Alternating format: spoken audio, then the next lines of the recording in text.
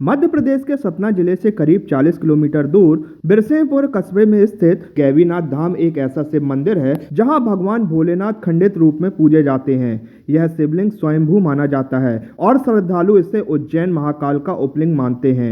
यह मंदिर अपनी अनोखी परंपरा, रहस्यमयी किंवदंतियों और ऐतिहासिक घटनाओं के कारण पूरे मध्य प्रदेश में विशेष पहचान रखता है। सावन माह और महाशिवरात्रि पर यहाँ श्रद्धालुओं की भारी भीड़ उमड़ती है। आमतौर पर मंदिरों में अखंड शिवलिंग की पूजा होती है, लेकिन गैवीनाथ धाम में खंडित शिवलिंग ही श्रद्धा का केंद्र है। मान्यता है कि भगवान शिव स्वयं यहाँ प्रकट हुए थे। भक्त मानते हैं कि यहाँ जलाभिषेक करने से सभी मनोकामनाएं पूरी होती हैं और चारों धाम का जल अर्पित करने से चार धाम यात्रा का पुण्य प्राप्त होता है। स्थानीय मान्यताओं के अनुसार मुगल शासक औरंगजेब ने वर्ष 1602 ईस्वी में इस मंदिर पर हमला किया था। सोना मिलने की लालसा में उसने शिवलिंग पर कई वार किए।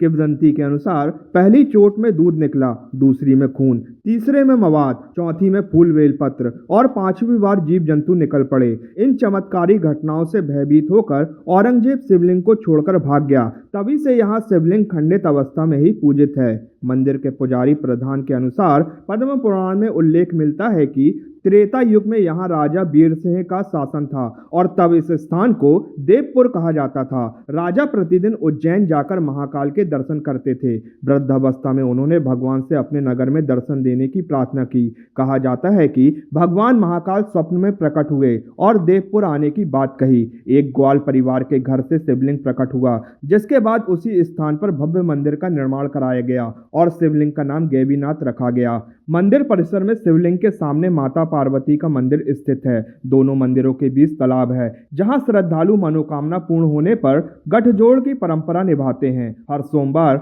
सावन का हर दिन और महाशिवरात्रि पर गैवीनाथ धाम श्रद्धा, भक्ति और आस्था का महासंगम बन जाता है, जहां टूटा हुआ शिवलिंग भी करोड़ों दिलों की आस्था का सबसे मजबूत प्रतीक है।